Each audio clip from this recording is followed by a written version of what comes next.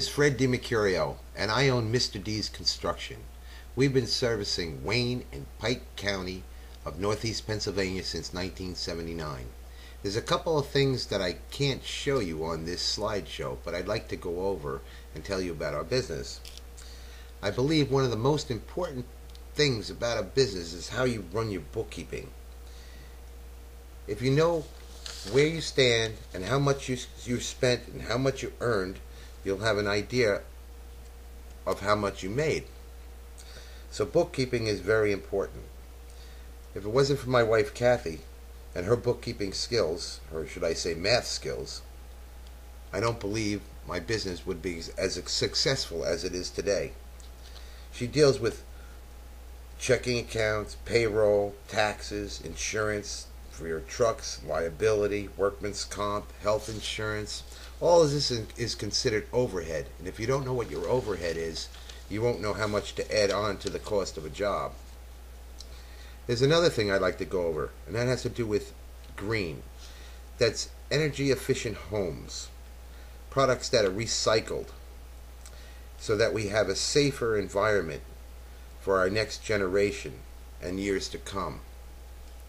If you have a piece of paper and a pencil, please jot down anything that you see on this slideshow that you may want to ask me a question about at the end. I'll be glad to answer any questions that you have. So please enjoy, and I hope you get something out of this slideshow. And maybe it will inspire you to further your education. Who knows? Maybe someday you will be part of the building industry that is in such demand. One of the first steps in designing a home is to find out how much cash you have to complete the project. Then how big is it going to be, whether it's a 2-bedroom, 3-bedroom. Then we look at the land to see how it's going to set. Then I put a rendering together, which is a pencil sketch of what it may look like when the job is completed. A good draftsman should have a higher education in architecture and engineering and math. It takes a lot of calculations in order to determine load points, how big of girders and beams you need, and how far you could span across the foundation. So the building is structurally sound and can handle the load of all the lumber it took to build it. We even have a calculation for snow load. These blueprints have a lot of dimensions on them. It shows you where the foundation goes, the size of the building, and where the doors and windows go, so everybody's on the same page. This is a foundation plan. This is a typical wall section that helps you know where everything has to be placed. This is a deck section, so you know how the decks are built. This is a plumbing diagram on your drain lines and how they run through the roof. This is the first floor plan, shows your bedrooms and so on. And this is your front elevation.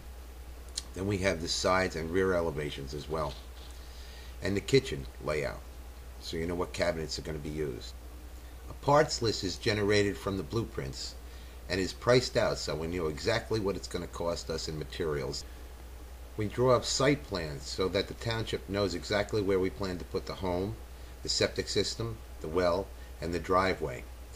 Then we fill out a bunch of different kind of permits: building permit, zoning, septic, and a highway permit.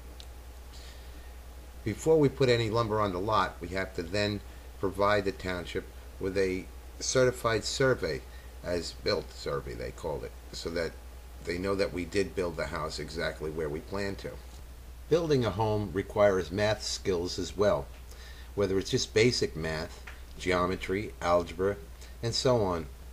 While watching this slideshow, see if there's any math skills that you may already have that were used in building this home. During the site preparation, we stake out where the house is going to be and remove trees and any boulders that may be in the way. There's Ricky. He's operating a transit right there, and that gives us the elevations on how deep to dig and where to set your septic system. And to keep the foundation area level, it's also used in final grading, so that the ground, we can keep it sloping away from the home, so any runoff water that comes off the roof or just falls on the ground runs away from the home. Perimeter drains, they're very important. They're made of PVC, there's holes in them, And this is placed around the perimeter of the house down by the footer, and it helps take all the water away from the foundation so no water seeps into your basement. Compacting footers. That's important also. This is what you feel like after running one of these compact vibrators all day. This is compacted every foot, and it's about 4 feet deep. It has to be level, and it has to be solid, because this is what our foundation is going to sit on. We're just about ready to set our foundation now. Just a little final grading. It's real important, because we don't want our walls to sag in anywhere where they're bolted together. If you see the strings and the pins that are laying there, that's what we set our foundation walls to. This is a prefab foundation. This is the crane that's going to pick these panels up. And there's a truck. They're delivered on a truck. There was 3 trucks for this foundation. This concrete is made at 7,000 pound mix. So that's so no water can penetrate it after it's backfilled. If you see, there's little pins in the ground, and that's what we set these walls to. They have to be perfect. The grade has to be perfect. Everything has to be laid out before they get there. And they're like an oiled machine. Everybody has their job. The front walls get bolted together with 2 bolts.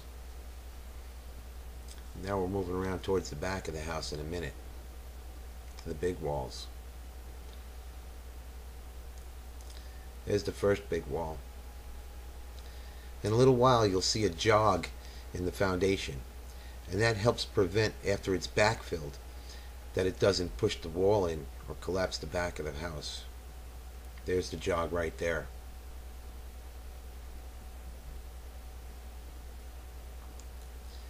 One more piece and we're done. The back walls get 4 bolts. Then we have to, there's a bolt right there.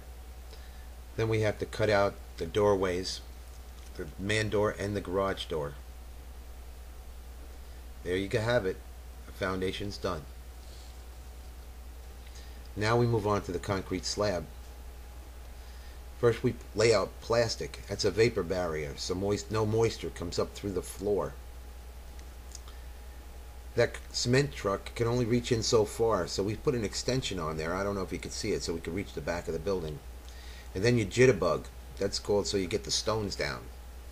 And after you jitterbug, you do a final float. And we use a derby for the finish.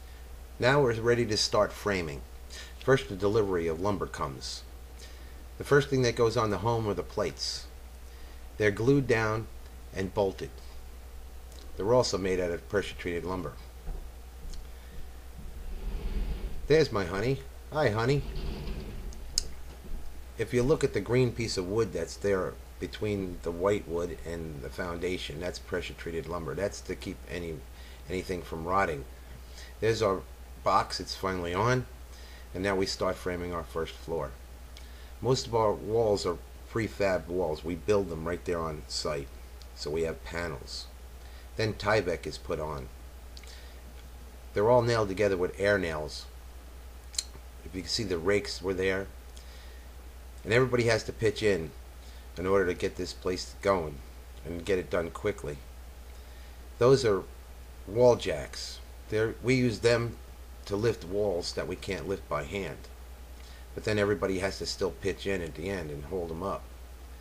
If you see these braces there, they're what holds the wall up until they're locked into place.